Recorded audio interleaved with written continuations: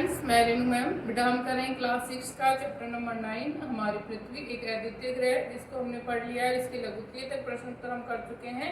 आज करते हैं हम इसके दीर्घ प्रश्न उत्तर और इसका शब्द भंडार। तो प्रश्न है बेटा दीर्घ में हमारा सबसे पहले नीचे दिए गए पहले दीर्घ में है आपका कि पृथ्वी के किस भाग में ग्रीष्म ऋतु होती है। तो उत्तर आएगा सूर्य की ओर झुके हुए पृथ्वी के भाग में ग्रीष्म ऋतु होती है, अतः वहाँ दिन लंबे और रातें छोटी होती हैं। कि पृथ्वी के किस भाग में ग्रीष्म ऋतु होती है, तो सूर्य की ओर झुके हुए कि पृथ्वी है वो सीधी नहीं है, एक और झुकी हुई है, तो जो हिस्सा पृथ्वी का झुका हुआ रहता है सूर्य की तरफ उस भाग में ग्रीष्म ऋतु होती है और इसी कारण से वहाँ पर दिन लंबे और रातें छोटी होती हैं। दूसरा है आपका पृथ्वी के किस भाग में शीत ऋतु होती है। पृथ्वी के कौन से भाग में शीत ऋतु होती है, तो सूर्य से परे हटे हुए भाग में शीत ऋतु होती है और वहाँ पर रातें लंबी और दिन छोटे होते हैं। तो पृथ्वी का जो भाग जिसमें जो सूर्य से हटा हुआ भाग है उसमें शीत ऋतु होती है और जो सूर्य की तरफ झुका हुआ भाग होता है उसमें ग्रीष्म ऋतु होती है। और जहाँ पर सूर्य की तरफ यानी ग्रीष्म ऋतु होती है वहाँ पर दिन लंबे और रातें छोटी होती हैं और शीत ऋतु में रातें लंबी और दिन छोटे होते हैं। वसंत ऋतु किस ऋतु के पश्चात आती है, तो वसंत ऋतु है वो शीत ऋतु के पश्चात यानी बाद में आती है। नीचे दी गई पंक्ति किसके विषय में और क्यों कही गई है, तो पहली पंक्ति है पृथ्वी इसके इर्द गिर्द वर्ष भर चक्कर लगाती है। ये पंक्ति किसके लिए और क्यों कही गई है, तो उत्तर आएगा इसमें ये पंक्ति सूर्य के विषय में कही गई है क्योंकि पृथ्वी सूर्य के इर्द गिर्द वर्ष भर चक्कर लगाती है। तो ये पंक्ति है ये सूर्य के विषय में कही गई है, यह है पंक्ति है सूर्य के विषय में कही गई है क्योंकि पृथ्वी सूर्य के इर्द गिर्द वर्ष भर चक्कर लगाती है। दूसरा है आपका पृथ्वी किसके इर्द गिर्द लट्टू की तरह घूमती है। तो ये जो पंक्ति है वे पृथ्वी के केंद्र के विषय में कही गई है। पृथ्वी अपने केंद्र पर लट्टू की भांति घूमती है। पृथ्वी अपने केंद्र पर एक चक्कर लगाने में एक दिन का समय लेती है। तो ये जो पंक्ति है वो पृथ्वी के विषय में कही गई है, पृथ्वी के केंद्र के विषय में कही गई है क्योंकि पृथ्वी है वो अपने केंद्र पर लट्टू की भांति घूमती है और पृथ्वी अपने केंद्र पर एक चक्कर लगाने में एक दिन का समय लेती है। इस समय कोई भी स्थान सूर्य के निकटतम होता है। तीसरा आपका प्रश्न है कि इस समय सूर्य कोई भी स्थान है वो सूर्य के एकदम निकटतम होता है। तो यह पंक्ति है दोपहर के लिए कही गई है कि दोपहर के समय में क्या होता है, कोई भी स्थान है वो सूर्य के निकटतम होता है। जब कोई स्थान सूर्य के निकटतम होता है तो वहाँ दोपहर हो जाती है, इसलिए कही गई है क्योंकि जब दोपहर का समय होता है तो वहाँ पर दोपहर जब सूर्य के निकट होता है तो वो इस समय दोपहर का होता है। अब है आपका शब्द भंडार। निम्नलिखित के पर्यायवाची लिखिए जिस प्रकार से निरंतर का लगातार हो गया। आपका सौर मंडल है, जैसे खगोल मंडल में आपके अंतरिक्ष या खगोल मंडल, कठिन का मुश्किल, आकाश, गगन, वर्तमान यानी मौजूद, एक वर्तमान होता है जैसे काल हो गया आपका वर्तमान काल, भूतकाल, ये तो वर्तमान समकालीन हो जाता है। वर्तमान यहाँ है मौजूद, रात्रि, रात। निम्नलिखित शब्दों के विलोम शब्द लिखिए। जो शब्द दे रखे हैं उनके विलोम शब्द लिखने जैसे सुप्रभाव, कुप्रभाव, कठिन, सरल, जीवित, अजीवित, शीत, ग्रीष्म, सहनीय, असहनीय, स्पष्ट, अस्पष्ट। निम्नलिखित शब्दों से संज्ञाएं बनाइए। विस्तृत से बनी विस्तार, आवश्यक, अनिवार्य, विभिन्न, अनेक, निकट, समीप, प्राप्त, हासिल, स्थित, स्थिति। स्थिति का क्या होगा, इसी से बन जाएगी आपकी स्थिति। निम्नलिखित शब्दों से विशेषण बनाइए। तो भूगोल से जैसे बना भूगोल से बना भौगोलिक, वर्ष से वार्षिक, पर्वत से पर्वतीय, शीत से शीतल, दैनिक दिन से दैनिक, चक्र से चक्रीय। अब है पृथ्वी के एक को अद्वितीय ग्रह इसलिए माना गया है कि उस पर जीवित रहने के सब साधन उपस्थित है। इन साधनों के विषय में अपने विचार है वो 5-6 वाक्यों में आपको लिखने हैं कि पृथ्वी पर जीवित रह सकते हैं क्योंकि जीने के सारे कुछ साधन उपलब्ध हैं। तो आपको जो साधन उपलब्ध है उनके बारे में आपको 6 से 5 वाक्य लिखने हैं। आगे है आपको कुछ संज्ञाओं के विशेषण उनके अंत में इल प्रत्यय के रूप में लगाने से बनते हैं। कुछ संज्ञाओं में के विशेषण उनके अंत में इल जब प्रत्यय हम लगा देते हैं तो बनते हैं। जैसे धूम से लगा धूमिल, जटा से लगा जटिल। ऐसे ही यहाँ पर विशेषण बनाने हैं हमें। संज्ञा सर्पिल से बना सर्पिल, स्वप्न से स्वप्निल, फैन से फैनिल, बोझ से बोझिल, पंख से पंकिल, स्नेह से स्नेहिल। आगे है वे शब्दांश जो मूल शब्द के पीछे लगकर उसके अर्थ में परिवर्तन लाते हैं प्रत्यय कहलाते हैं। जैसे पर्वत में ये लगाया बना पर्वतीय, कि कुछ शब्द ऐसे होते हैं जो शब्दांश मूल शब्द के पीछे लगकर उसके अर्थ में परिवर्तन कर देते हैं वो प्रत्यय कहलाते हैं। और वे शब्दांश जो मूल शब्द के आगे लगते हैं वो क्या कहलाते हैं बेटा? उपसर्ग। तो यहाँ पर हमने प्रत्यय और जो मूल शब्द है वो अलग अलग करना है। निम्नलिखित शब्दों में से मूल शब्द तथा प्रत्यय अलग अलग कीजिए। सहनीय, सहन प्लस ईय, सहन प्लस में ईय, सहनीय। देखो सहन मूल शब्द होगा और ईय इसमें प्रत्यय हो गया। दैनिक, दिन प्लस इक, दैनिक। वार्षिक, वर्ष प्लस इक, वार्षिक। चक्रीय, चक्र प्लस ईय, चक्रीय। स्मरणीय, स्मरण प्लस ईय, स्मरणीय। प्रकाशित, प्रकाश प्लस में इत, प्रकाशित। तो ये तो हो गया बेटा आपका चैप्टर 9 है जो कंप्लीट हो गया। अब चैप्टर 10 है हमारा वाक् चतुर मंत्री। वाक् चतुर मंत्री ये एक कहानी है। यह एक हास्यजनक कहानी मनुष्य की भावदशा के उतार चढ़ाव को स्पष्ट करती है और यह दर्शाती है कि असामान्य भाव अवस्था हमारे व्यवहार पर किस प्रकार को प्रभाव डालती है। तो वाक् चतुर यानी बोलने में चतुर जो व्यक्ति होता है वो मंत्री है। उसकी कहानी है कि जब हमारी भावदशा कि मनुष्य की भावदशा यानी उसकी मनोदशा जो होती है, मन की जो दशा होती है वो उसमें उतार चढ़ाव होते रहते हैं। कभी अच्छी होती है कभी खराब होती है। और ये करते हुए बताया कि असामान्य कि जब हमारी भावावस्था यानी जो हमारी मनोदशा है वो ठीक नहीं होती तो किस प्रकार से हमारा व्यवहार है वो परिवर्तित हो जाता है, किस प्रकार से उसमें बदलाव आता है तथा हम कुछ ना कुछ अनुचित कर बैठते हैं और हम कुछ ना कुछ ऐसी अवस्था में क्या करते हैं, कुछ गलत कर बैठते हैं।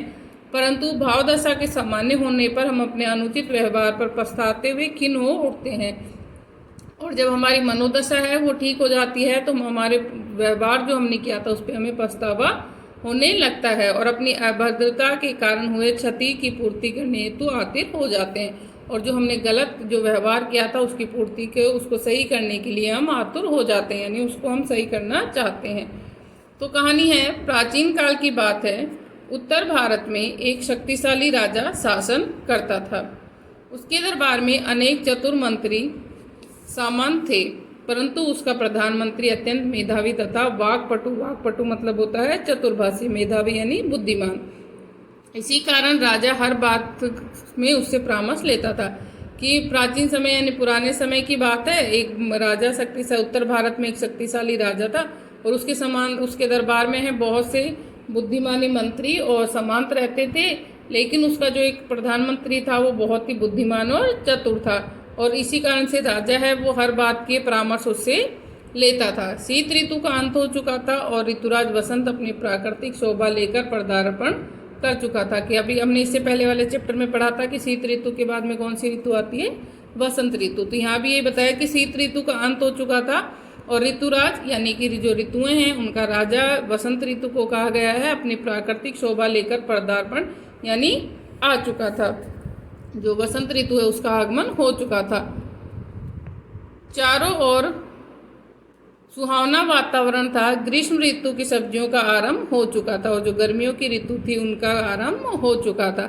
राजकीय माली ने आकर द्वारपाल को कहा, जाइए और महाराज से निवेदन कीजिए कि मैं उनके लिए एक भेंट लेकर आया हूँ। तो जो द्वारपाल एक माली है वो राजकीय माली वो आता है और वो द्वारपाल से कहता है कि महाराज से कहिए कि मैं आपके लिए कुछ भेंट लेकर आया हूँ। बाकी का चैप्टर बेटा हम कल पढ़ेंगे। Thank you. Morning students, welcome to our YouTube classes. This is for class 6. In previous class we have completed our 7th chapter, new ideas and new religions in history, completed in reading. Today we do the exercise of this chapter. So let we continue our today's class with the first part of exercise, fill in the blanks. Our first fill up is dash are regarded as shrutis or text and are believed to have been told to by author by God. Told to the author by God. कि कौन सी ऐसी चीज़ें हैं, कौन सा ऐसा text है जो ऑथर को भगवान द्वारा बताया हुआ होता है, मतलब जो ऑथर लिखता है वो उसको भगवान द्वारा बताया हुआ होता है, इसको हम ऐसा बिलीव करते हैं। तो क्या है? उपनिषद्स, UPANISHADS, उपनिषद्स। ठीक है, फर्स्ट का आंसर क्या है? Upanishads. Second is during the later वैदिक period society was divided into, कि लेटर वैदिक पीरियड के अंदर सोसाइटी किन 4 भागों में बटी हुई थी? तो किसके ऊपर बटी हुई थी? वर्णास में बटी हुई थी। किसमें? वर्णास में, VARNAS, वर्णास। और कास्ट भी बोलते हैं, जाति या वर्ण के आधार पे बटी हुई थी, है ना। हमने पढ़ा था कि हमारी जो कास्ट है वो ब्राह्मण, क्षत्रिय, वैश्य और शूद्र 4 कास्ट में बटी हुई है, 4 वर्णों में बटी हुई है। Our third is dash is regarded as the real founder of Jainism, कि जैनिज्म के रियल फाउंडर कौन है? तो कौन है? Mahavira, MAHAVIRA, Mahavira is regarded as the real founder of Jainism. और अगर आपसे बुद्धिज्म का पूछे तो गौतम बुद्धा, गौतम बुद्धा ने बुद्ध धर्म को स्टार्ट किया था, और जो महावीरा थे उन्होंने वो रियल फाउंडर थे जैनिज्म के। Our fourth is a person who avoids the pleasure of life and live simply for the sake of religion is called, कि एक ऐसा व्यक्ति जो अवॉइड करता है जीवन के सारे सुख और अपना एक सादा जीवन व्यतीत करता है धर्म के आधार पे, तो उसको क्या कहते हैं? उसको कहते हैं जीना, JINA। क्या कहते हैं उसको? जीना। जो व्यक्ति धर्म के आधार पे जीता है, अपने जीवन के सारे सुख को त्याग देता है। Fifth is the 2 main divisions of Buddhism are, कि बुद्धिज्म के 2 मेन डिविजन्स कौन से हैं? तो कौन से हैं? Hinayana and Mahayana, HINAYANAS, Hinayanas and Mahayanas, MAHAYANAS, Mahayanas. कौन से 2 डिवीजन है बुद्धिज्म के? हीनयान एंड महायान। ऐसे ही जैनिज्म के भी 2 डिविजन्स हैं, दिगंबर एंड श्वेतांबर। ठीक है, तो अगर आपसे जैनिज्म के पूछे जाए तो दिगंबर एंड श्वेतांबर, और अगर आपसे बुद्धिज्म के पूछे जाए तो Hinayana and Mahayana.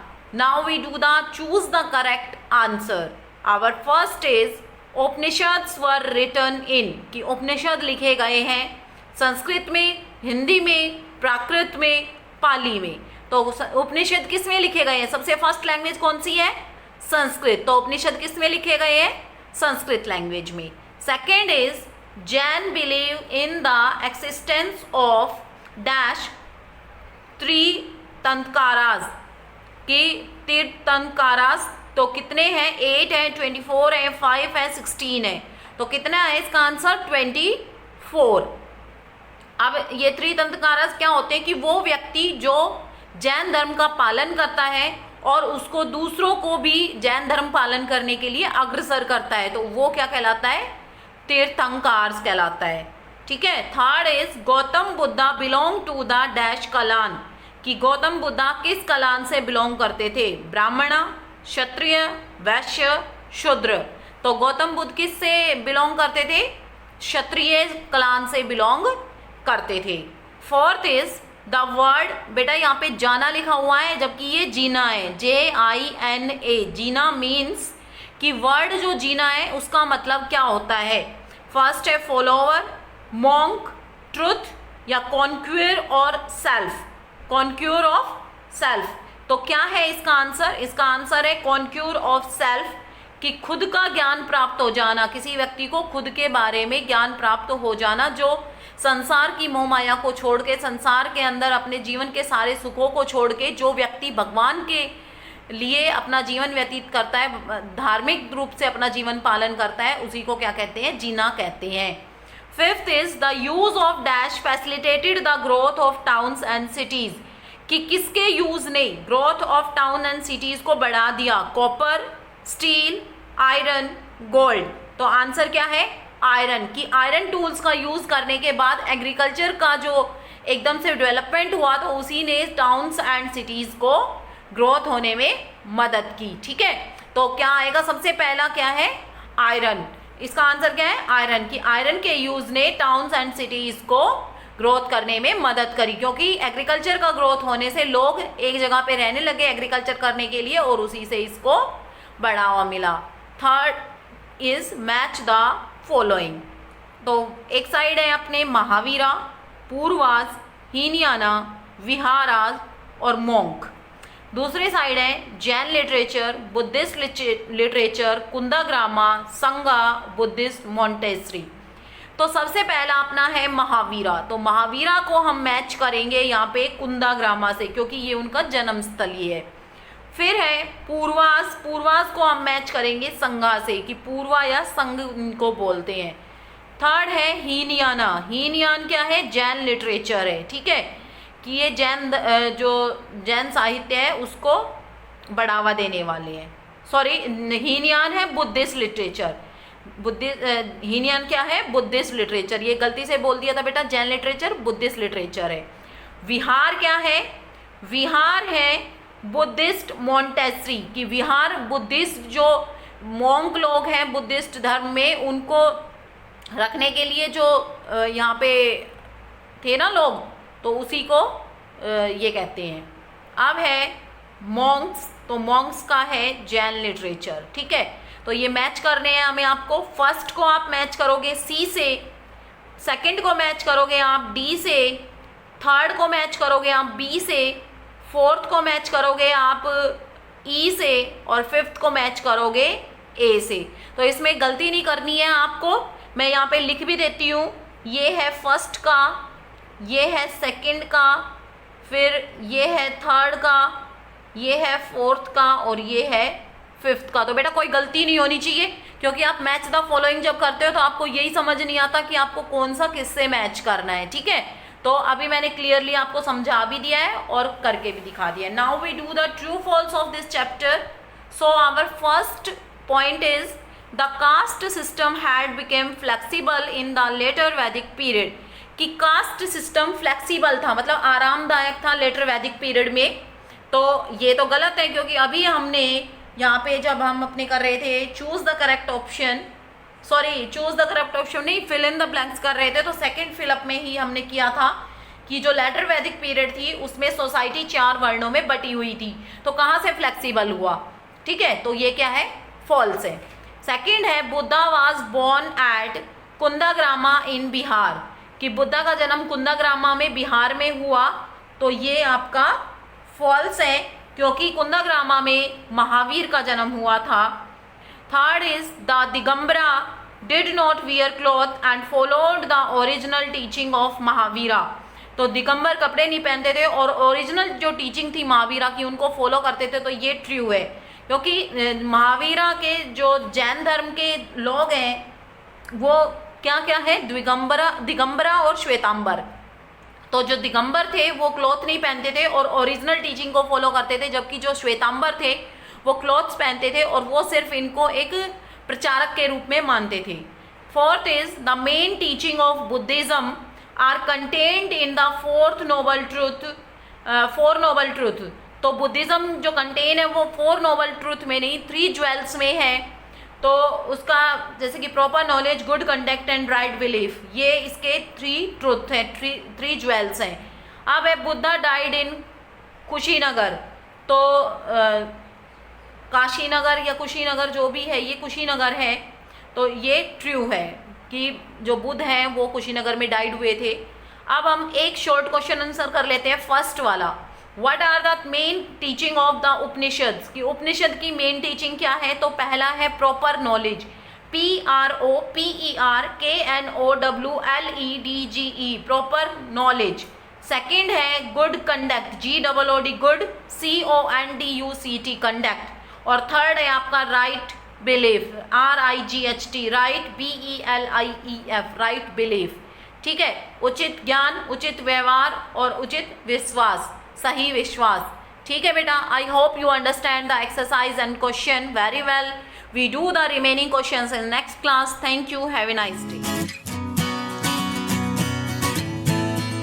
Morning 6th class, so let's start our today's maths class.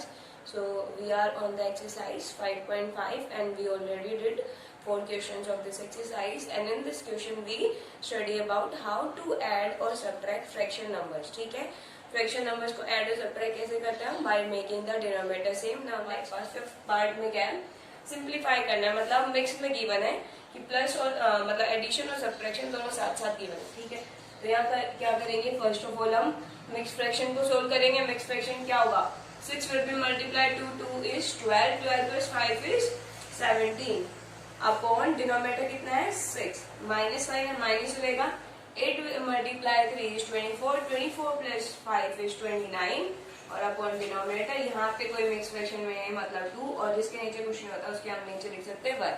ठीक है, अब हम क्या करते हैं, इनका एलसीएम लेते हैं। तो एलसीएम क्या हो जाएगा, 6, 8 और 1 है, 1 का तो कुछ होता नहीं है। इसके बाद ये दोनों नंबर क्या है, 2 से डिविजिबल है, 3, 4 और इसके बाद ये दोनों किसी कॉमन नंबर से मल्टीप्लाई नहीं है, तो इसीलिए एलसीएम क्या हो गया 2 इंटू 3 इंटू 4, यहाँ पे 1 भी लिख सकते हैं। तो 2 इंटू 3 6, 6 मल्टीप्लाई विथ 4 इज 24, मतलब एलसीएम कितना आ गया इनका 24। नीचे लिखेंगे सबसे पहले 24। नाउ देखो क्या होता है, 6 को इससे डिवाइड करो, 6 4 जा 24, मतलब कितना आंसर आया 4।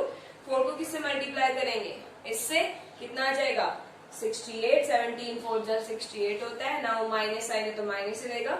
8 को डिवाइड करेंगे कितना आएगा 3 को किससे मल्टीप्लाई करेंगे, इससे 3 से मल्टीप्लाई करेंगे, 3 9 जा 27, 287 आ गया। ठीक है, आगे साइन क्या है प्लस, प्लस ही लगाएंगे। ठीक है, इसके बाद क्या है, यहाँ पे 1 है, 1 को डिवाइड करेंगे इससे 24 ही आएगा, 24 किससे मल्टीप्लाई करेंगे 2 से, कितना आ जाएगा 48। ठीक है, अब देखो यहाँ पे हमारे पास 3 वैल्यूज और उनको हमें क्या करना है, ऐड और सब्ट्रैक्ट। ठीक है, अब यहाँ देखो जिसके आगे कुछ नहीं होता उसके आगे हम लिख सकते हैं प्लस। ठीक है, पहले सबसे पहले हम क्या करते हैं, प्लस प्लस वाली टर्म्स को क्या कर देते हैं, ऐड कर देते हैं। प्लस प्लस वाली कौन सी टर्म है, 68 और 48, दोनों के आगे क्या है हमारे पास प्लस, तो इन दोनों को प्लस कर देते हैं।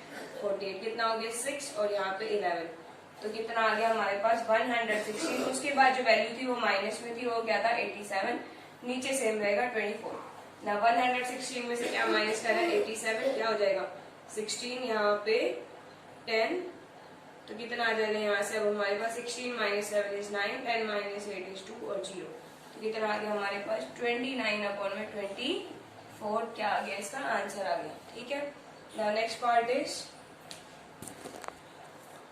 सो नाउ इसी का ही 6 पार्ट है, उसमें first of all mix fraction से फ्रैक्शन में चेंज करेंगे। 6 will be multiplied to 5 is 30, 30 plus 1 is 31, 31 upon 6, minus sign है तो माइनस ही रहेगा। 3 will be multiplied to 2 is 6, 6 plus 1 is 7, 7 और अपॉन में 3, माइनस साइन है तो माइनस ही रहेगा। 12 will be multiplied to 5 is 60, 60 plus 1 is 71 upon में 12। ये आ गया हमारे पास क्या है इनका फ्रैक्शंस में आ गया। अब हम क्या करते हैं, एलसीएम लेते हैं ताकि हम क्या कर सके, इनका डिनोमिनेटर सेम कर सके। ठीक है, 2 से डिविजिबल है फर्स्ट टू टर्म, फर्स्ट और लास्ट टर्म, तो 3 नॉट डिविजिबल तो एज इट इज, और ये क्या हो जाएगा 4, ठीक सॉरी 6।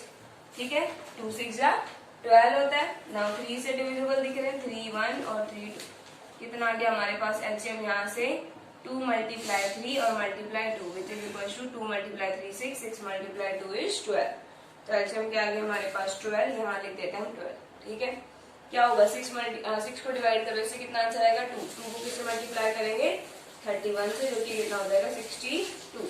आगे साइन क्या है माइनस, माइनस से रहेगा। 3 को डिवाइड करो, इससे कितना आंसर आएगा 4 विल मल्टीप्लाई टू 7 इज 28, आगे साइन माइनस तो माइनस से रहेगा। 12 को डिवाइड करेंगे 1 ही आएगा और 1 को मल्टीप्लाई करेंगे इससे ये आएगा। ठीक है, अब देखो यहाँ पे अब हमें प्लस प्लस वाली 2 टर्म्स नहीं दिख रही जैसे प्रीवियस पार्ट में था, तो अब हम यहाँ क्या करेंगे, फर्स्ट ऊपर 62 में से 28 माइनस करते हैं, कितना आ जाएगा, यहाँ 12 हो जाएगा, यहाँ 5 हो जाएगा, कितना आंसर आ जाएगा 4 और यहाँ 5 34, क्या आ गया हमारे पास 34 और 71 अपॉन में 12। अब हमें पता है कि हम 34 में से 71 माइनस नहीं कर सकते, तो हम क्या करते हैं 71 में से 34 माइनस कर देते, कितना आ जाएगा यहाँ पे 11 और यहाँ 6, यहाँ पे हो जाएगा 7 और यहाँ पे 3, कितना आया हमारे पास 37 आया आंसर और अपॉन में 12। लेकिन अब 71 बड़ा था और उसके आगे साइन क्या था माइनस, तो यहाँ भी क्या आएगा माइनस का ही सिंबल आता है। ठीक है, क्योंकि 34 स्मॉलर टर्म में से हम बिगर टर्म को माइनस नहीं कर सकते, तो बिगर में से हमने स्मॉलर माइनस करी और उसके आगे साइन किसका लगा देते हैं, बिगर टर्म के आगे जो है, जो कि क्या है हमारे पास माइनस। तो क्या आंसर आ गया -37/12। ठीक है। Now next question is, now 6th question जो है वो है हमारे पास, व्हाट शुड वी ऐड, हमें क्या ऐड करना चाहिए किसमें, 7:3/11 टू गेट, हमें 7:3/11 में क्या ऐड करना चाहिए ताकि हमें क्या मिल जाए, आंसर की।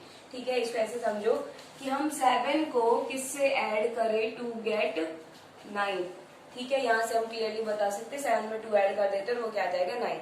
ठीक है, तो यहाँ से क्या हुआ, हमने जो वैल्यू थी वो क्लियरली लिख रही थी तो हमने लिख दिया, लेकिन यहाँ पे नहीं है तो हम क्या करेंगे, लेट नंबर मान लेते हैं, जो ऐड करना है उसको मान लेते हैं x। ठीक है, तो उसके बाद क्या हो जाएगा 7:3/11 को हम x में ऐड करेंगे जिससे हमें क्या मिल जाएगा 9:2/7। ठीक है, अब रूल क्या होता है हमारे पास, ये जो x है जो हमें निकालना है उसको यहीं रखते हैं। ठीक है, अगर ये प्लस का नहीं है तो माइनस का अगर यहाँ पे है तो इसको उधर ले जाएंगे और उस टर्म को इधर ले आएंगे। ठीक है, अब रूल क्या होता है, x तो यहीं पे ही है, ये वैल्यू इधर क्या है प्लस में, इधर जाके क्या हो जाएगी माइनस में। अगर ये वैल्यू यहाँ माइनस होती मतलब इसके आगे माइनस साइन होता तो ये क्या हो जाती, इधर जाके प्लस हो जाती। अगर मल्टीप्लाई में होती इसके साथ तो डिवाइड हो जाता है, डिवाइड में अगर होती तो मल्टीप्लाई हो जाता है। ठीक है, ये रूल होते हैं। तो x को यहीं रखेंगे, क्या हो जाएगा 9:2/7 और ये इधर क्या हो जाएगी माइनस की टर्म बन जाएगी। अब हमें सिंपली क्या करना है, इनका subtraction. First of all mix fraction से चेंज करेंगे, 9 7 जा 7 9 जा 63, 63 + 2 is 65/7 माइनस 11 7 जा 77, 77 + 3 is 80 और अपॉन 11। 7 और 11 का एलसीएम लेंगे हम, दोनों नंबर किसी से मल्टीप्लाइड और डिवाइड कॉमन नंबर से नहीं होते, इसीलिए एलसीएम के आगे इन दोनों का multiplication, that will be equals to 77। तो डिवाइड यहाँ 77 एलसीएम लिखा, 7 को डिवाइड करेंगे इससे कितना आएगा 11, 11 को 65 से मल्टीप्लाई करेंगे कितना आ जाएगा हमारे पास 715 इसका आंसर आ गया। नाउ माइनस साइन है तो माइनस रहेगा, 11 को डिवाइड करेंगे कितना आंसर आएगा 7, 7 को मल्टीप्लाई करो 8 7 जा 56 और 5 जी। ठीक है, अब 715 में से सिर्फ 560 माइनस करना, कितना आ गया 5, यहाँ 11 और यहाँ 6 तो कितना हो गया 5 और 155 और अपॉन में 77 आंसर आ गया इसका। ठीक है, तो हमें ये नंबर क्या है ऐड करना है इसमें ताकि हमें ये मिल जाए। ठीक है, नाउ नेक्स्ट हमारे पास है द पोस्ट। पोस्ट मतलब होता है उनका प्राइस गिवन है, मतलब रुपीज में, जिसमें हम खरीदते हैं। जैसे एक पेन है उसका प्राइस गिवन है 12:1/5 and cost of 1 pencil is 4:1/4।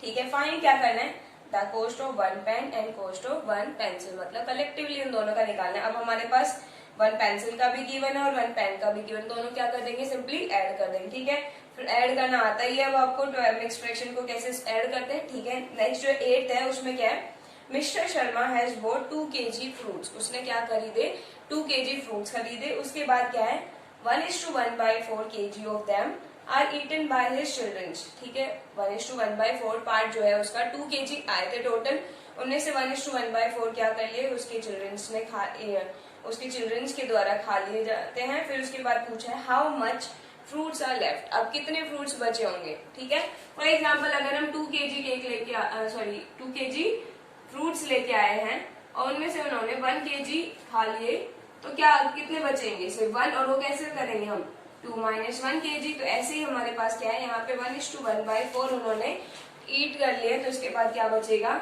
इसमें से सिंपली माइनस करना है अब हमें। ठीक है, मिक्स फ्रैक्शन को सोल्व करेंगे, क्या आ जाएगा हमारे पास 2/1 माइनस 4 × 1 is 4 और +1 is 5, 5/4 आ गया। एलसीएम क्या आ जाएगा इन दोनों से, 1 और 4 में हमेशा जो बिगर टर्म होती है 1 के साथ जो नंबर होता है उसी का वही एलसीएम आ जाता है। ठीक है, इसको डिवाइड करेंगे कितना आएगा 4, 4 को 2 से मल्टीप्लाई 8 माइनस यहाँ 4 को 4 से डिवाइड 1 को मल्टीप्लाई करेंगे 5, तो कितना आ गया 3/4 जो पार्ट है वो बचा है सिर्फ। ठीक है, 2 kg टोटल था, 1:1/4 इन्होंने 8 कर लिया था उनके चिल्ड्रंस ने, तो क्या हो गया हमारे पास माइनस करके बता देंगे कि 3/4 क्या बचा है फ्रूट्स लेफ्ट रहे। ठीक है, नेक्स्ट जो है उसमें क्या है हमारे पास सम गिवन है। सम मतलब होता है कि एडिशन करके दो वैल्यूज का गिवन है कि 6:1/6 उनका आंसर आता है। ठीक है, जैसे फॉर एग्जांपल हमारे पास कोई ए और बी दो वैल्यूज थी, उन दोनों का सम इन्होंने गिवन है 6:1/6।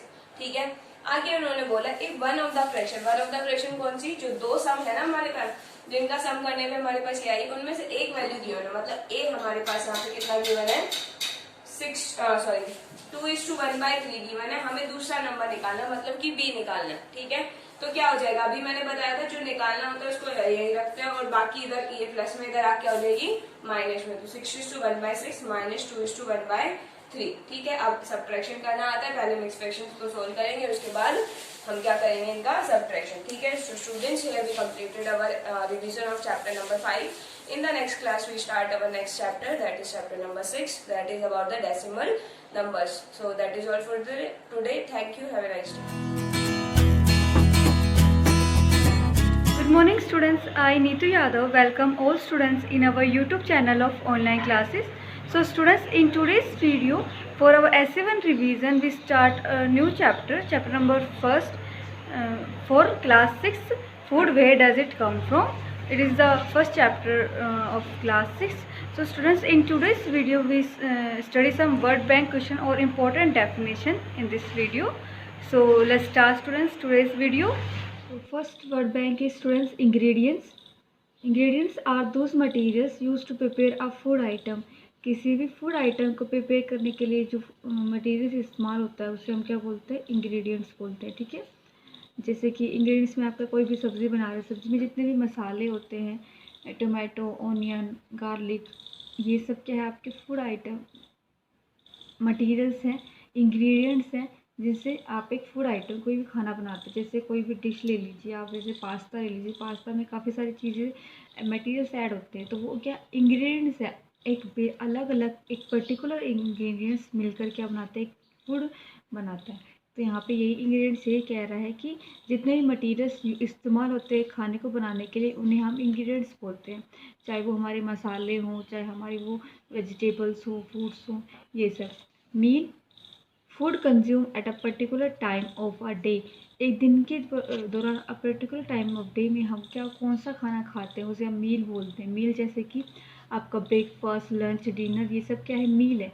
आप सुबह का नाश्ता ब्रेकफास्ट में खाते हैं, लंच दोपहर का नाश्ता आप लंच में, और रात का खाना आप डिनर में खाते हैं। तो ये एक बेसिक नाम दिए गए हैं जो आप दिन में खाना खाते हैं, फूड कंज्यूम करते हैं दिन में किसी भी टाइम, उसे हम मील कहते हैं। मील में क्या आएगा आपका ब्रेकफास्ट, लंच और डिनर आता है। Next is nutrients, chemical substance present in food that provide the nourishment essential for our body. Nutrients क्या होते हैं, वो केमिकल सब्सटेंस जो फूड के अंदर प्रेजेंट होते हैं और nourishment essential for our body, और हमारे बॉडी के लिए काफ़ी सारे न्यूट्रिएंट्स, काफ़ी सारे प्रोटीन्स हमें प्रोवाइड करते हैं। समझना है, न्यूट्रिएंट्स मतलब जैसे हम जो खाना खाते हैं उस खाने के अंदर क्या न्यूट्रिएंट्स है, क्या प्रोटीन है, जिससे हमारे फूड को एनर्जी मिलती है, स्ट्रेंथ मिलती है, ठीक है। ये सब आपका क्या है, न्यूट्रिएंट्स कहलाता है। हमारी ये जो न्यूट्रिएंट्स क्या करता है, फूड नरिशमेंट इसेंशियल, वो नरिशमेंट, वो ज़रूरी नरिशमेंट इसेंशियल जो हमारी बॉडी के लिए ज़रूरी है, वो सब क्या होंगे, न्यूट्रिएंट्स होंगे, ठीक है। नेक्स्ट है herbivorous, animal that eat plants and plant products only. So animals जो मतलब हर्बीवोरस में क्या आएगा, वो एनिमल जो प्लांट या प्लांट से बनी चीज़ों को खाते हैं।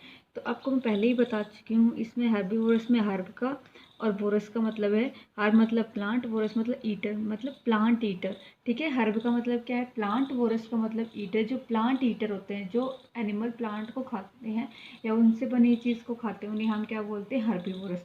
जैसे एग्जाम्पल है आपका ग्रास होपर, स्क्विरल, ये सब आपके हर्बीवोरस के अंदर आते हैं, ठीक है। और भी काफ़ी सारी चीज़ें हैं बेसिक, आपका काऊ, बफेलो, हॉर्स, एलिफेंट, ये सब किस में आते हैं, हर्बीवोरस में। क्यों, क्योंकि ये सिर्फ प्लांट और प्लांट से बनी चीज़ें खाते हैं। नेक्स्ट है कार्निवोरस। कार्निवोरस में कार्नी का मतलब है मीट और वोरस मतलब ईटर। जो मीट ईटर होते हैं उन्हें हम क्या बोलते हैं, कार्निवोरस बोलते हैं। मीट ईटर मतलब जो मीट को खाते हैं। हम इसकी डेफिनेशन होगी, animals that eat flash of other animals, वो एनिमल्स जो दूसरे एनिमल्स का फ्लैश मांस खाते हैं उन्हें हम क्या बोलते हैं, कार्निवोरस बोलते हैं। ईजी है, फ्लैश मतलब मांस, मीट दूसरे एनिमल पर डिपेंड कर रहे हैं, प्लांट्स को नहीं फीड कर रहे हैं, नहीं खा रहे हैं, तो वो कार्निवोरस मीट ईटर होंगी। जैसे आपका बियर हो गया, ह्यूमन बीइंग हो गए हैं, लोयन हो गया है, टाइगर, ये सब, ईगल, ये सब क्या है, कार्निवोरस में आते हैं। सॉरी, आपका ह्यूमन बीइंग ओमनिवोरस में आता है क्योंकि वो आपका प्लांट और एनिमल दोनों को फीड, दोनों पे खाता है, ठीक है। ओमनिवोरस मतलब both eater, animal that eat both plants and flesh of other animals. Omnivorous क्या होंगे? वो एनिमल्स जो प्लांट और फ्लैश ऑफ अदर एनिमल का मांस खाते हैं उन्हें हम क्या बोलते हैं? ओमनीवोरस बोलते हैं। इजी है।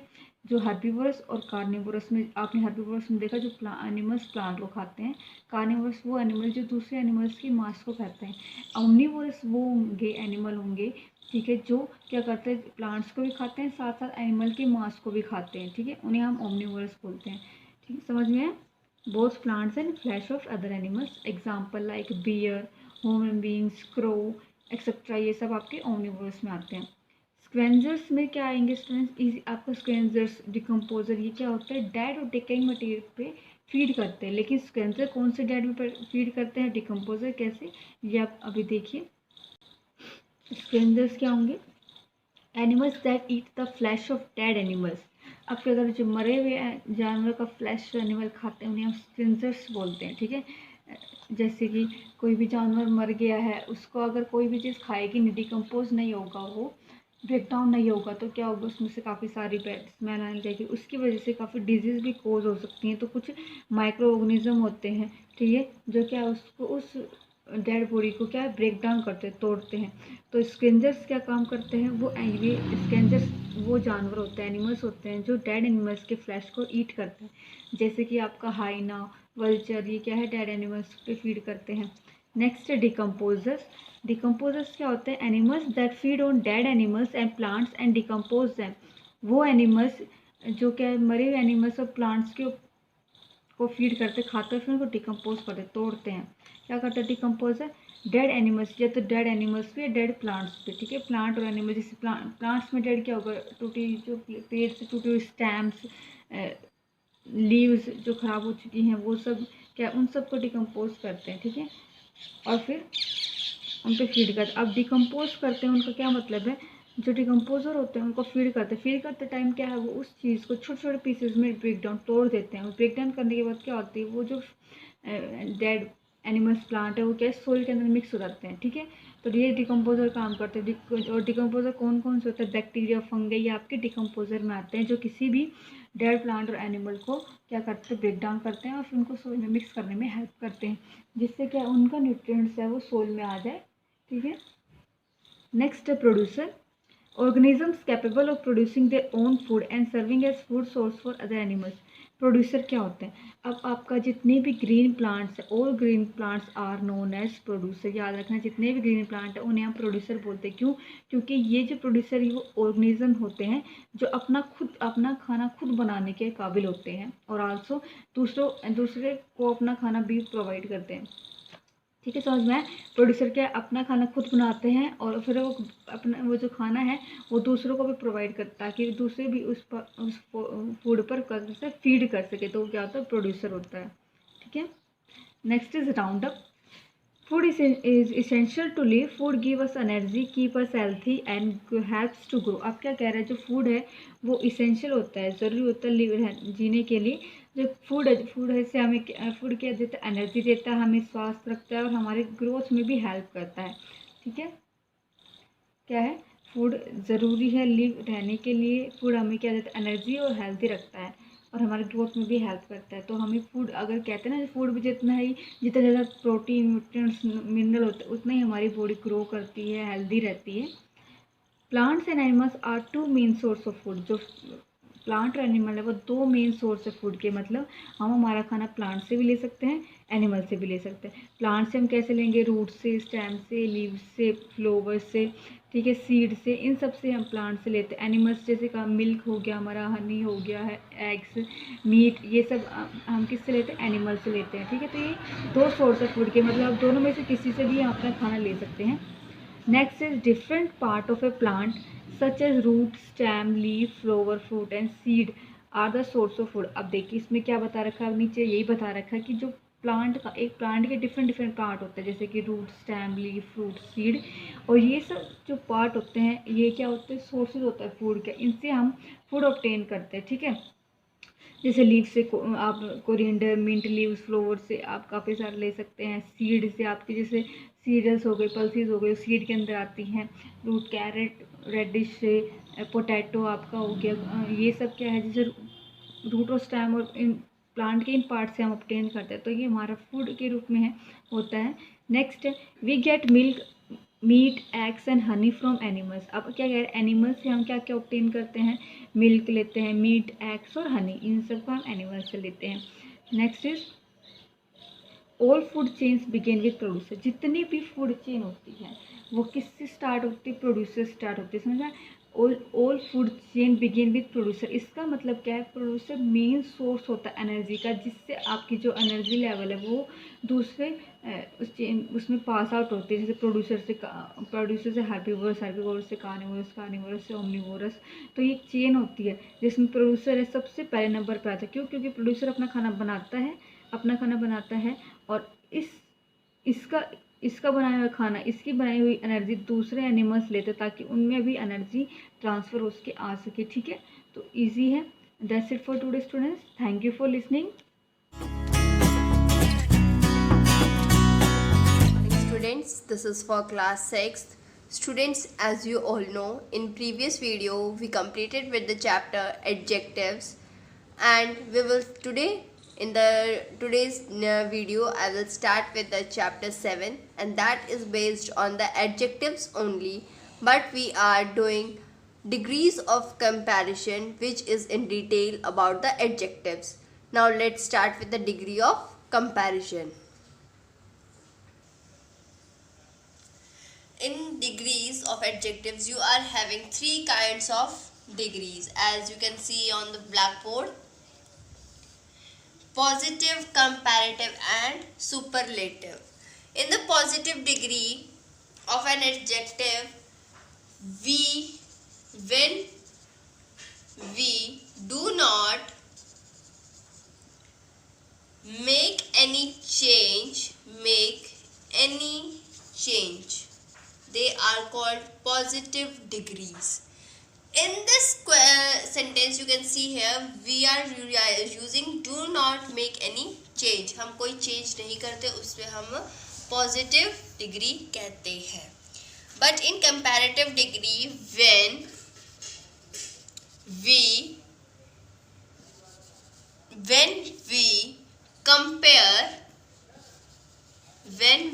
compare two people or things, they are called comparative degrees. जब हम दो चीज़ों को कंपेयर करते हैं, चाहे वो दो पीपल हों, चाहे दो कोई भी सामान है, उन दोनों को कंपेयर करते हैं तो उन्हें हम कहते हैं comparative degrees. In superlative degrees, we are comparing when we compare students, we are doing the revision work, so please make sure that you can understand very clearly so that it will help you, you don't have any kind of problem. So please make sure that you can see this video very carefully. Third one is superlative, when we compare more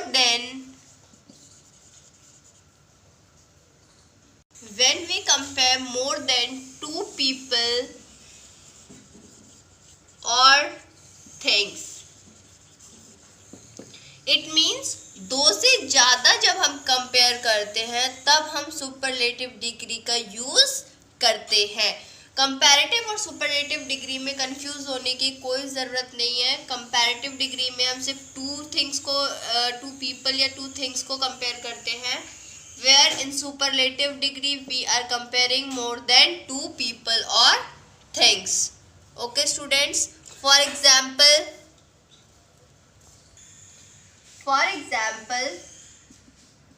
in the positive degree I am writing example. Kavita has a neat handwriting.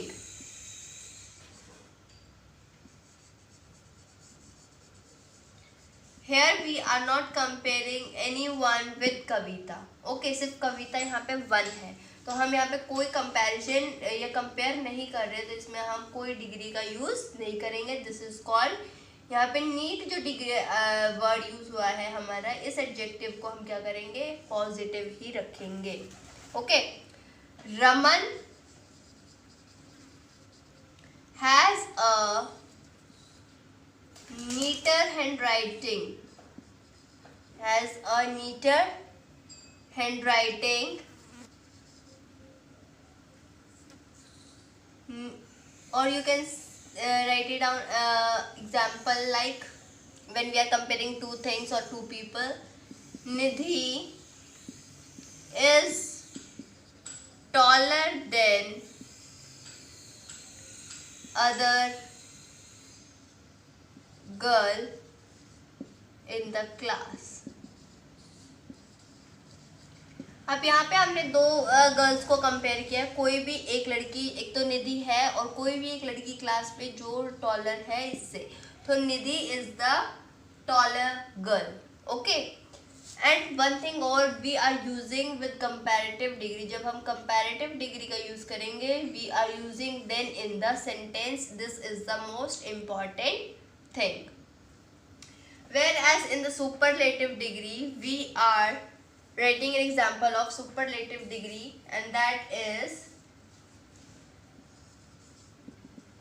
Nidhi is the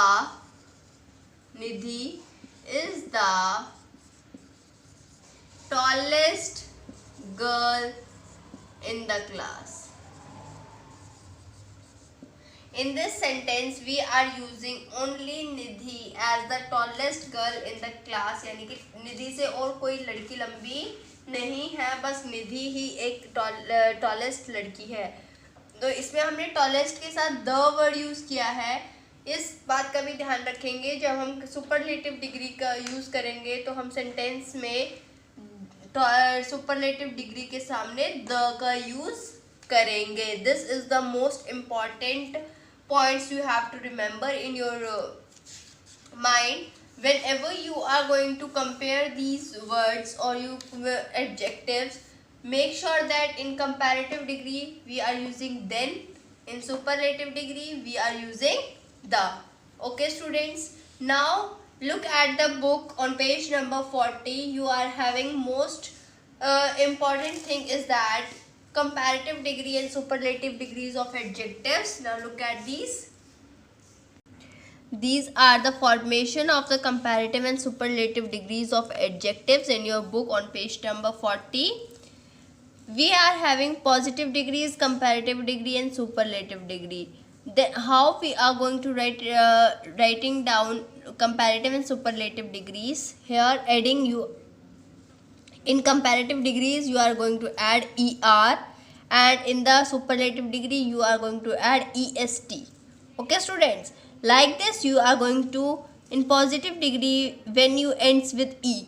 जब positive degree में E word से आप end करेंगे, तो only R, सिर्फ R का ही use करेंगे, क्योंकि already E is put at the end in the positive degree. और सुपरलेटिव डिग्री में आप ST पुट कर देंगे. Okay students, next is when you are going to end the positive degree by Y. जब आप positive degree में Y word से end करेंगे, Y वोवल से वर्ड एंड करेंगे, then you are going to write it down in comparative degree IER. ऐसे ही superlative degree में आप यूज़ करेंगे IEST. Okay students, like this we are having some more comparative degrees and superlative degrees where you are going to use more and most. See here we have the examples of positive, comparative and superlative degree. Whenever you are end with these positive words, जब आप इन word से end करेंगे words को, तब आप इनके सामने मोर और मोस्ट का मोस्ट वर्ड यूज़ करेंगे for comparative and superlative degrees. So this is your homework. You have to read these formation of this comparative and superlative degrees of adjectives from your book, so that you can easily learn which word is going to use as for IER, ER, more, most. This is your homework. Okay students, you are going to revise these all up to G part. G part तक आप सारे comparative superlative degrees के examples read करेंगे और इनको अपनी notebook में लिखेंगे लर्न करके। Okay students, thank you everyone. I hope you understand this formation of degrees.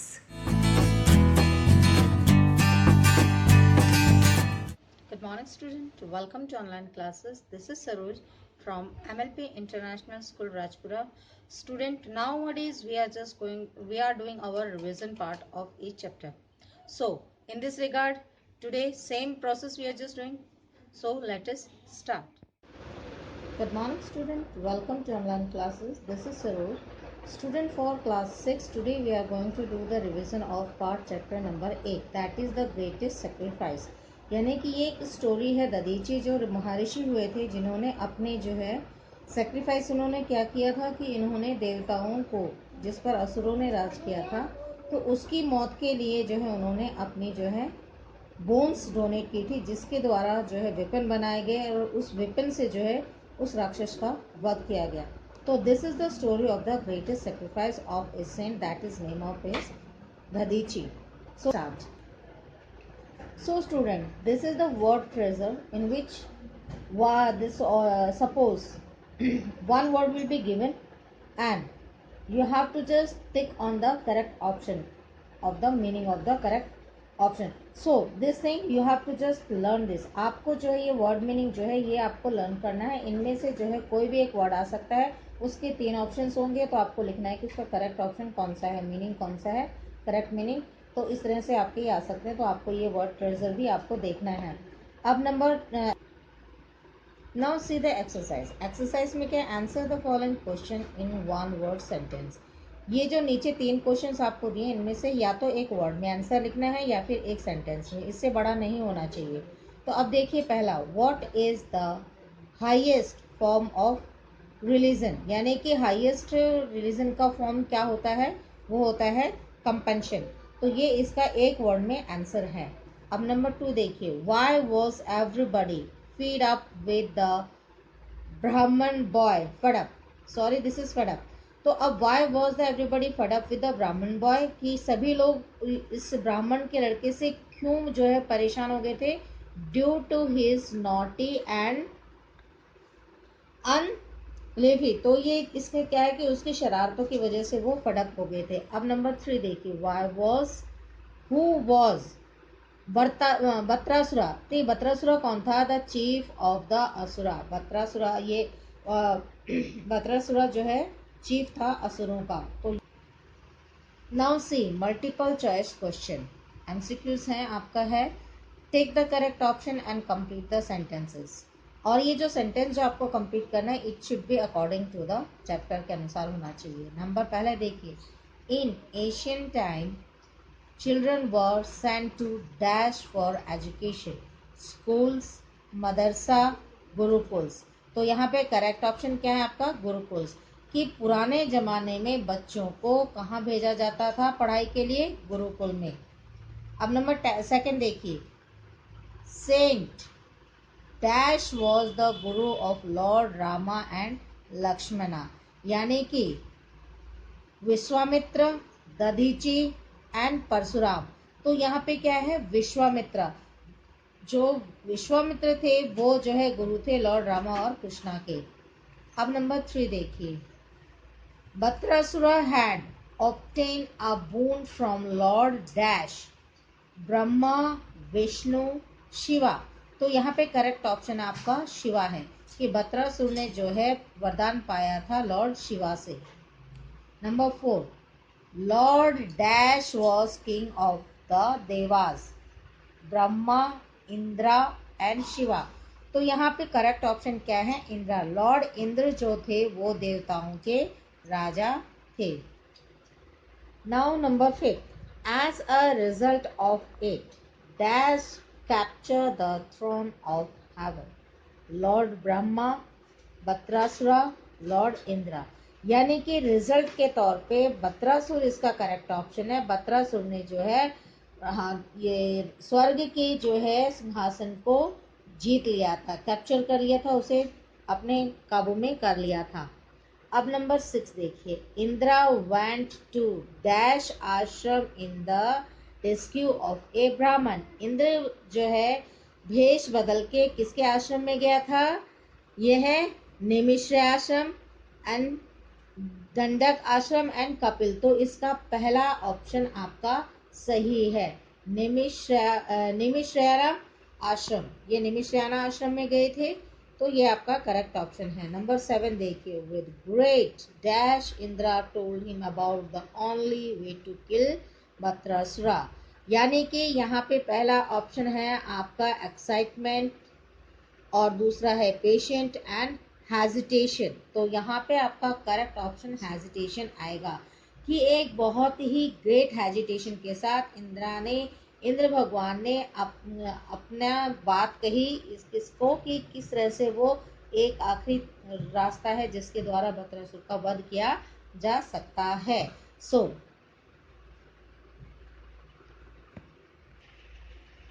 now see the true false of this major statement. A selfish man is no better than an animal. यानी कि जो selfish man होता है वो एक जानवर से जो है कम नहीं होता है, तो ये भी ट्रू स्टेटमेंट है।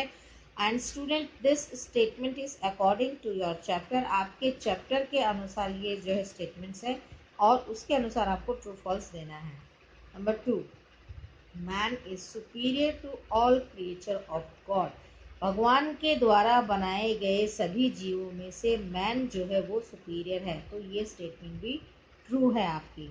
Number 3, Dadhichi's parents send him to a good school for education.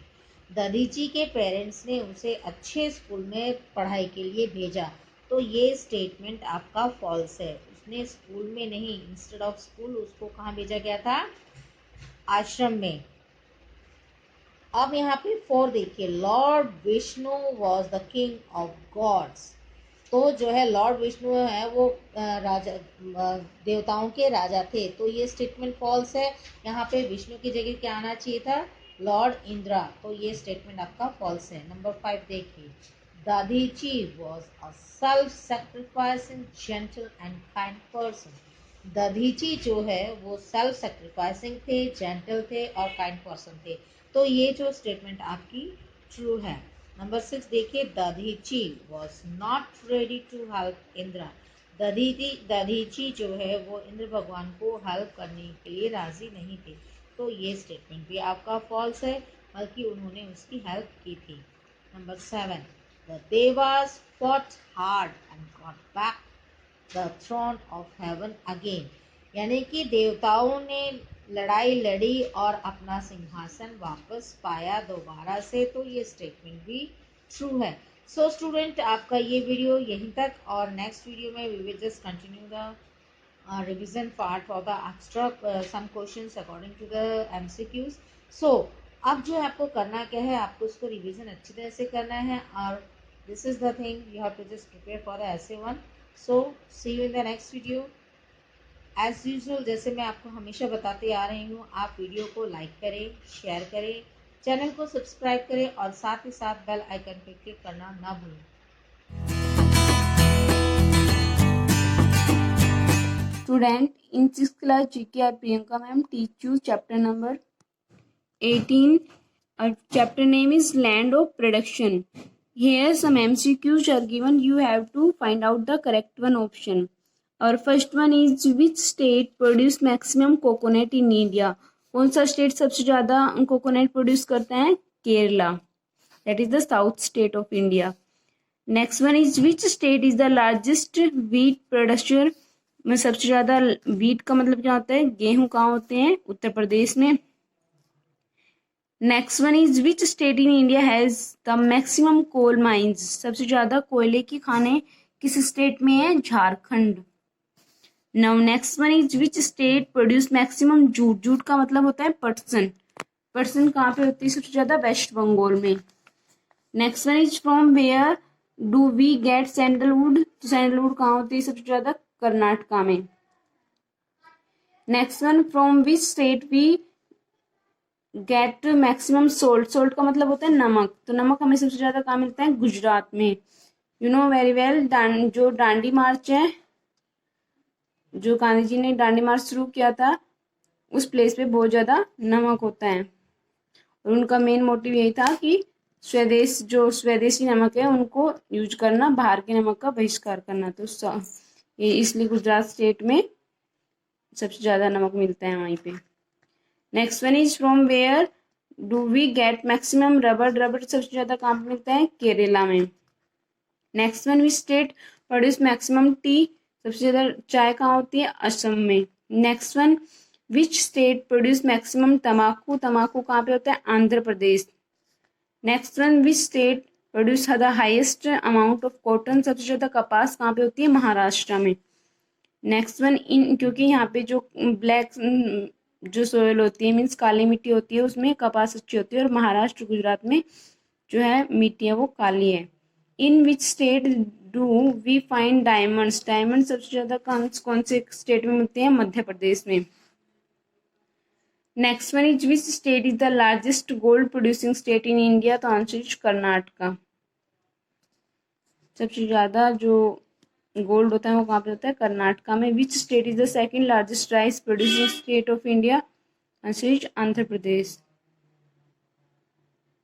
सबसे ज़्यादा जो राइस का मतलब चावल कहाँ पे होते हैं? आंध्र प्रदेश में। ओके, तो स्टूडेंट ये आपके कुछ क्वेश्चंस आपको गिवन है, यहाँ पे आपको अच्छे से लर्न करने हैं। और लैंड ऑफ प्रोडक्शन मीन्स सारे जो जैसे कोयला, गेहूं, चावल, जूट, ये जो जहाँ पे ज़्यादा होते हैं उन सभी स्टेट के बारे में यहाँ डिस्कस किया गया है।